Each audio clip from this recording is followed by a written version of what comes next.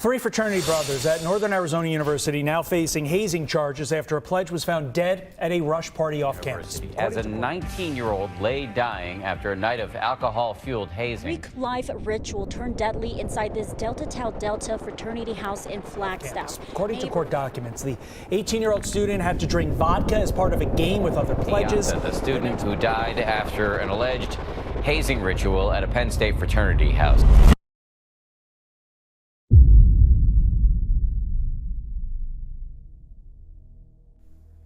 This is Tim Piazza, a 19-year-old sophomore engineering student.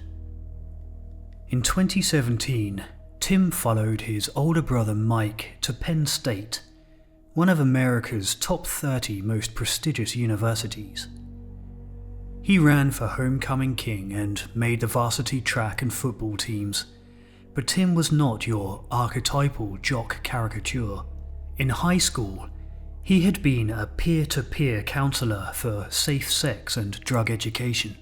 At 6'1", he was described as a gentle giant, and his capacity for kindness and good humor was his defining characteristic. Behind the scenes, Tim had long struggled with depression and was taking antidepressants as he transitioned to Penn State. Over Christmas of 2016, Tim expressed an interest in joining a fraternity.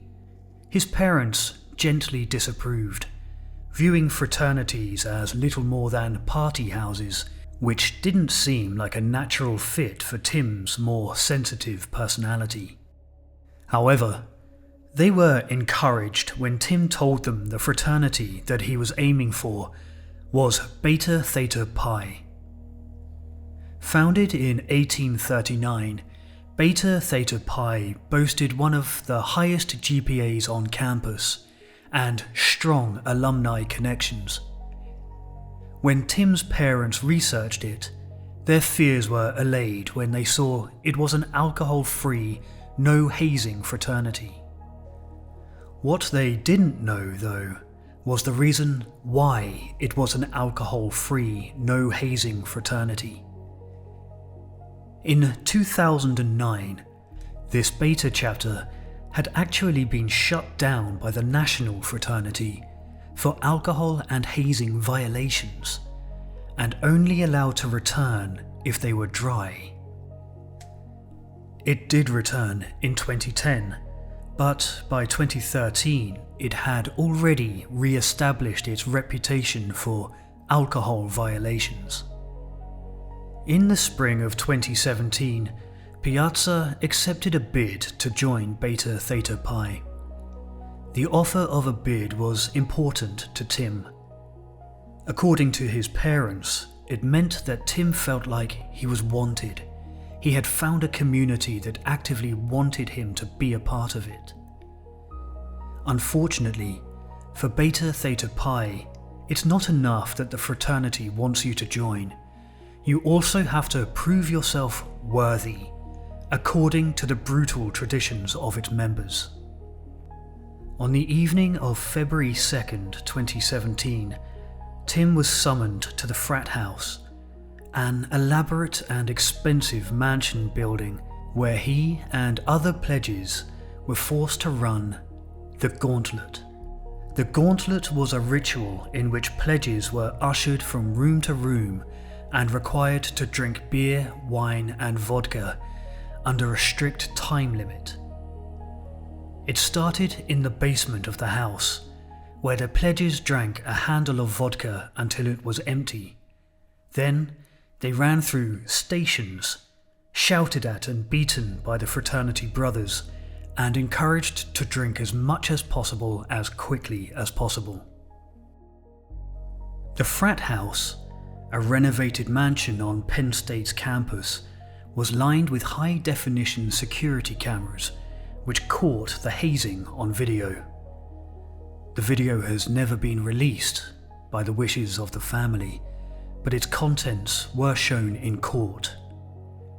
What it captures is the agonizingly slow death from alcohol of a young man just as he was beginning to find his way in life. Within just an hour and a half of the ritual beginning, Tim had consumed around 20 drinks.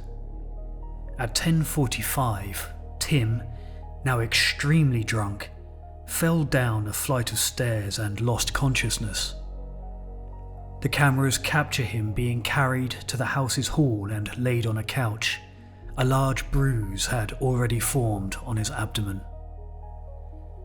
The frat brothers exchanged text messages, later examined by the police, expressing that they might have a problem and arguing about which action they should or should not take.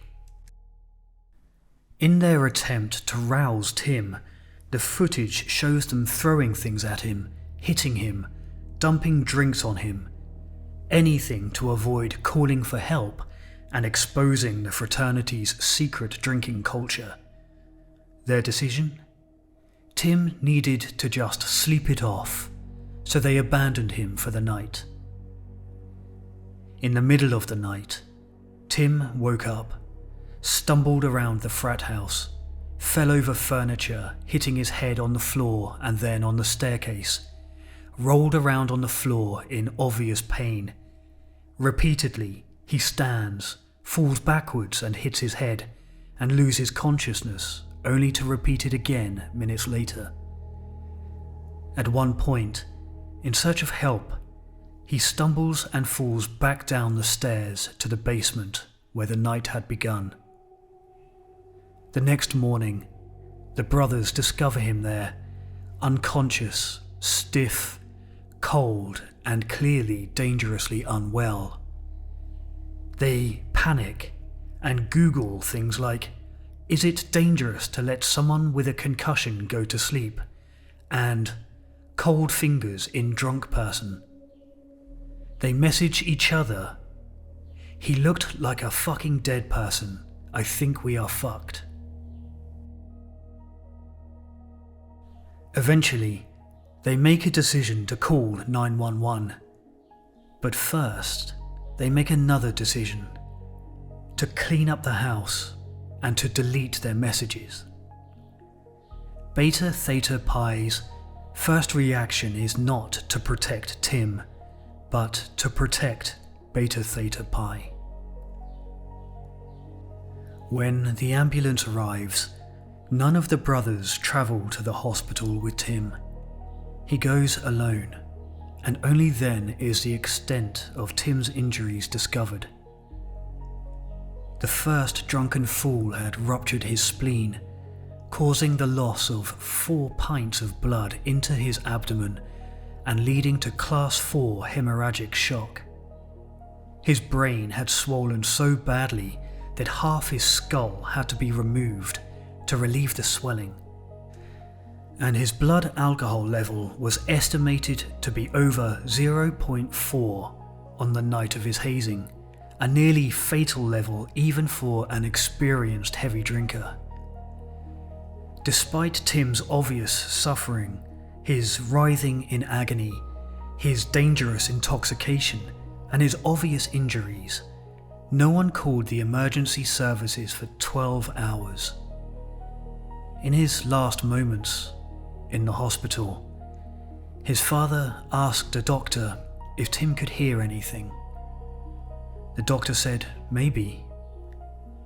Tim's father said, in those moments, he was glad that maybe his son had heard him say goodbye, but he also realized if Tim could hear, he would have heard them discussing his imminent death. Tim Piazza was forced to drink himself to death at 19, 2 years before he was legally allowed to buy himself a beer, in the hopes of joining a community that refused to help him when he needed it most. Brothers, sisters, comrades and friends, welcome to Bat Country.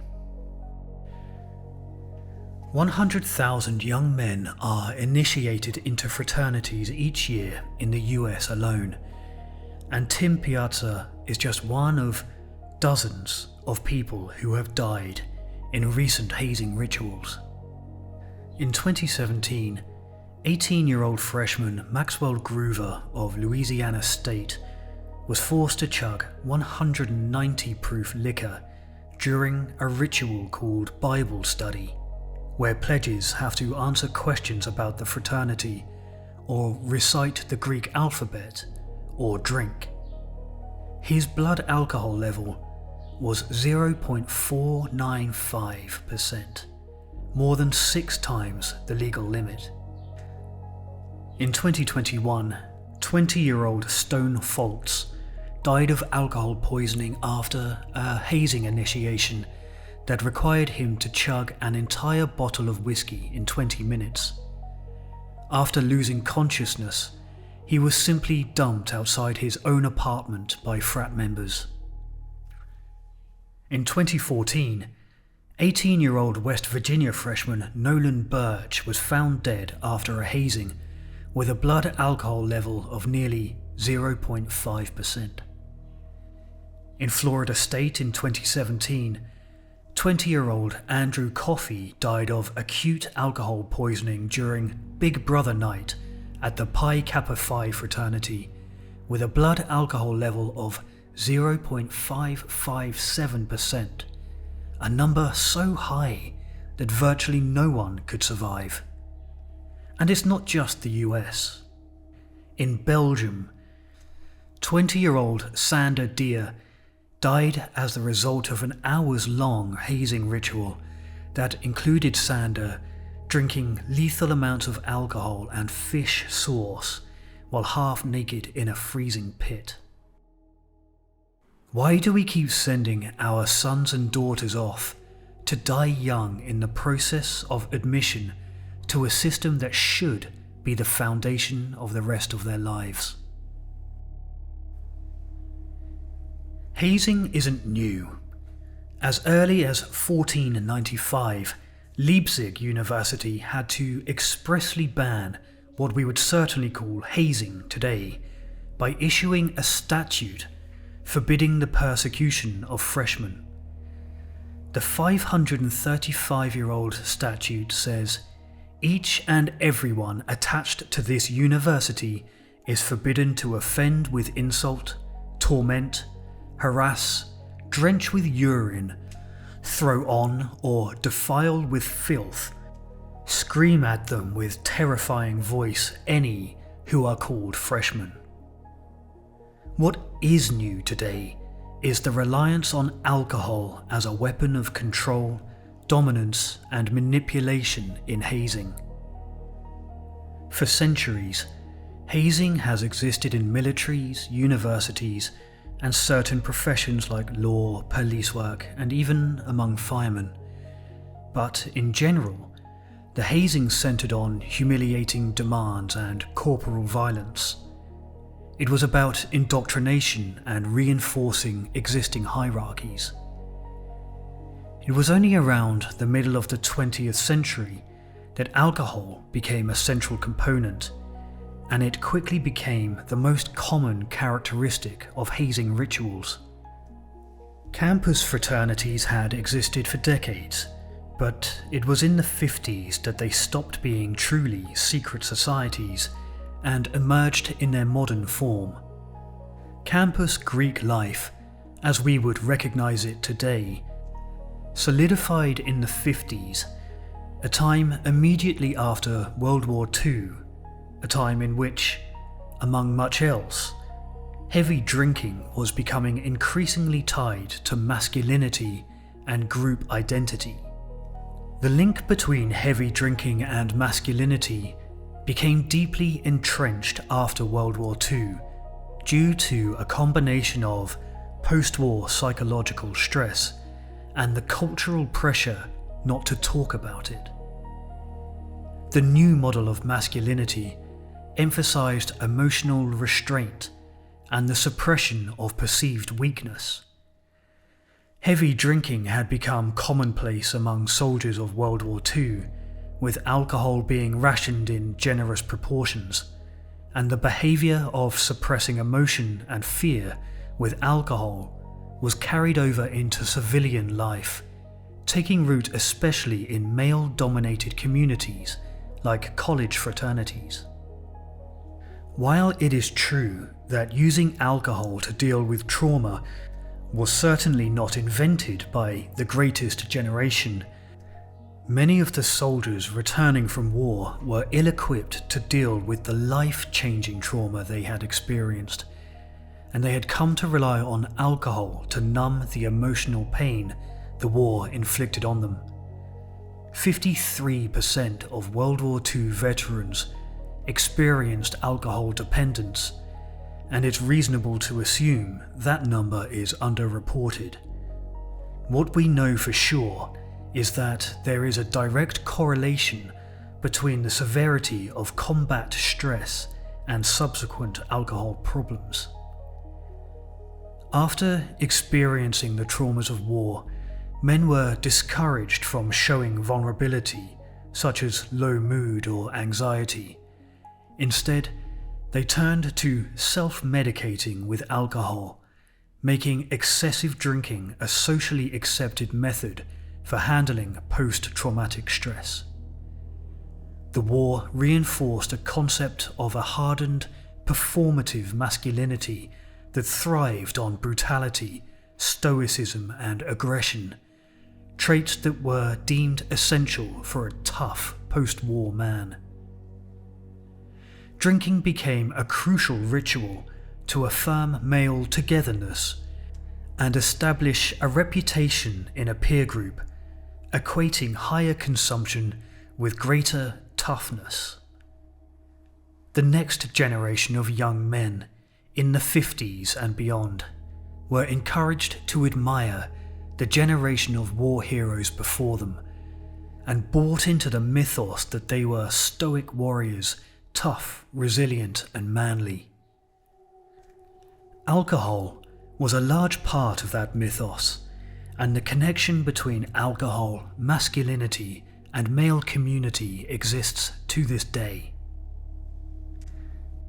These were the preconceptions about male society and bonding that informed the rituals of fraternity hazing, enshrined in alcohol in the 1950s and getting acceleratingly worse from there.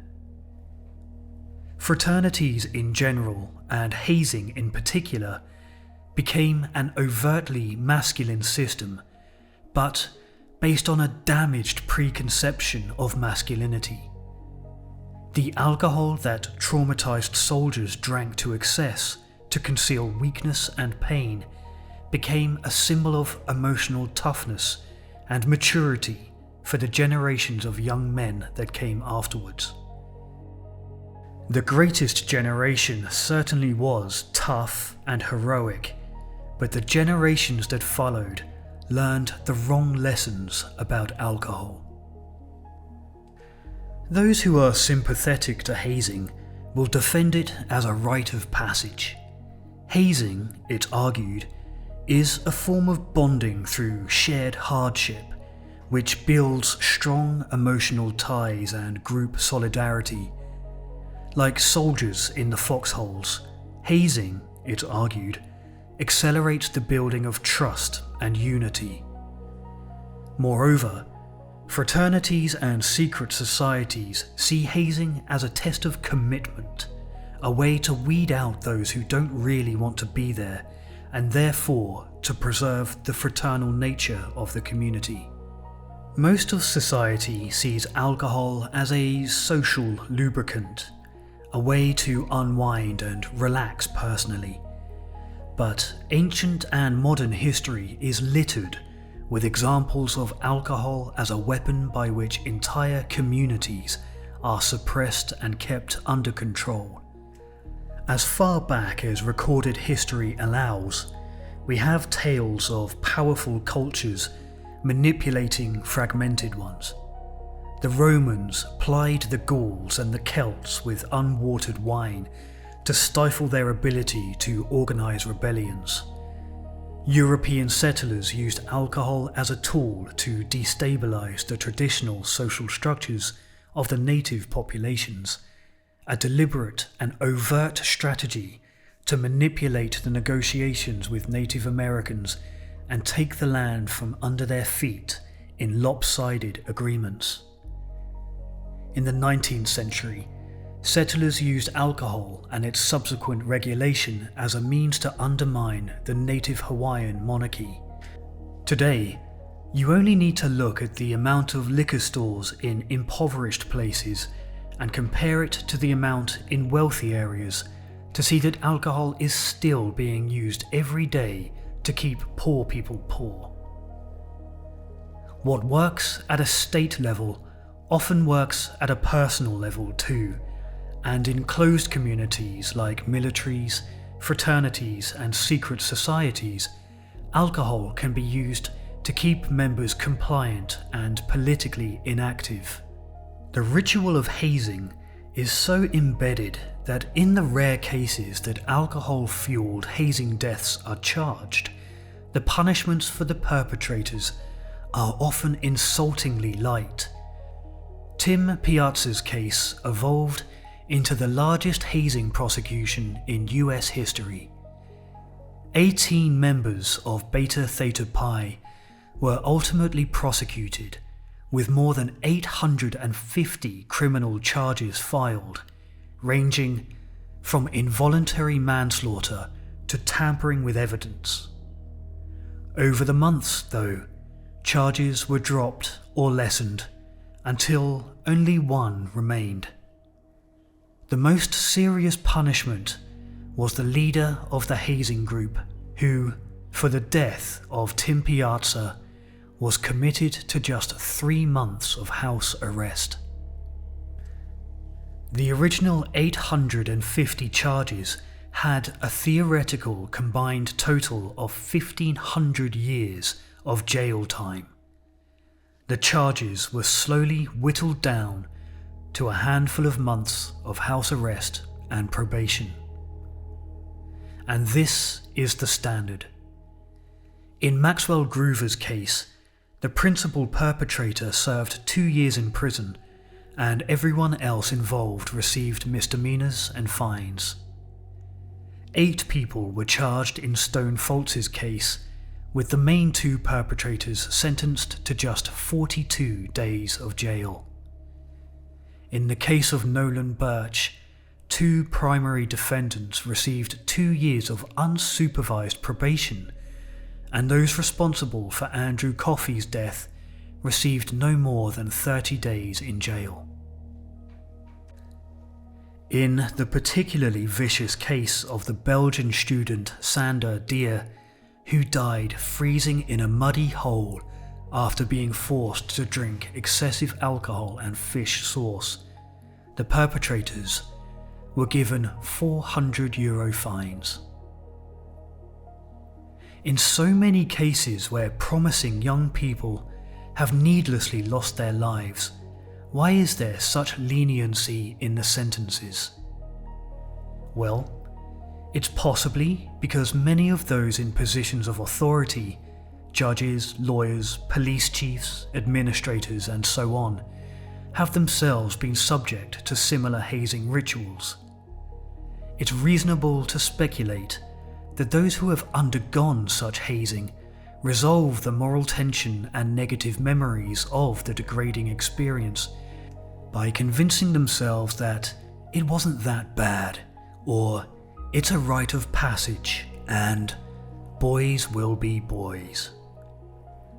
In that way, it lends credibility to the idea of a code of silence about such practices, and instills a loyalty for the institutions that allow them.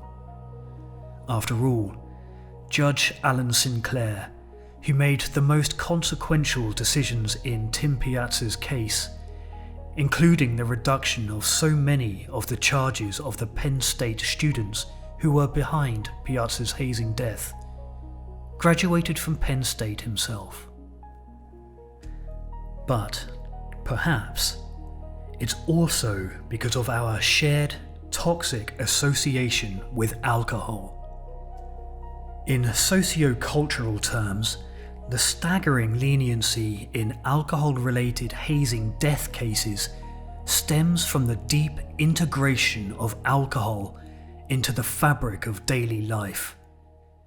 This normalization creates a complex relationship where intoxication is sometimes viewed as an unofficial mitigating factor rather than the aggravating factor that it should be. We are quick to forgive each other for arguments and fights if we were drunk at the time they happened, because we have an unspoken social contract to protect alcohol from blame. Diminishing the role alcohol plays in our collective problems is easier than confronting the idea that we have a problematic relationship with alcohol as a culture. Because alcohol impairs judgment and decreases inhibition, perpetrators are sometimes viewed as having acted out of character or in an unstable emotional state. Our societal response to these alcohol-related hazing deaths reveals a paradoxical relationship. We view getting drunk as an acceptable way for individuals to care a little less for a short time, a kind of socially sanctioned drunkenness. This makes it difficult to shift into a purely punitive stance when that same sanctioned behaviour leads to violence or death, as it does in hazing. As with so much related to alcohol and alcoholism, this problem is a structural one. Tim Piazza didn't die because the group of young men he was with were uniquely evil. He died because, in that expensive fraternity mansion that night, the code of secrecy around alcohol mattered more than his life. Alcohol is the only substance on earth that we routinely excuse for turning ordinary people into bystanders at best and accomplices at worst. Because nothing that happened to Tim is as rare as we'd like to believe. The names change, the campuses change, the countries change, but the pattern of alcohol as a weapon of coercion doesn't. Tim was just a young man seeking a community, a young person chasing belonging. But he encountered a ritual centered on alcohol, a moment where he could have been saved but wasn't, and then institutions, legal organizations, authority figures, and an entire society in whose interest it is to be blind to the lethal power of alcohol. He, like thousands of other fraternity pledges, died because alcohol doesn't just blur memory, it blurs responsibility. Because our culture mistakes poisoning for bonding, suffering for loyalty, and a capacity to drink alcohol for masculinity. A culture that values tradition over truth, institutions over people, and alcohol over life. Until we're willing to accept the toxic relationship we all have with alcohol, these cases will happen over and over again. When a substance like alcohol can so easily remove our empathy, prevent us from helping someone in need, and then distort responsibility, we need to stop pretending it's harmless just because it's so common. The most dangerous thing about alcohol isn't what it can make one person do, it's what it can make an entire society accept. Thank you for watching. Please do like and subscribe, and for more personal behind-the-scenes stuff, head over to the Patreon at patreon.com/batcountrysober. Contact details and social links are in the description. As always, good luck out there.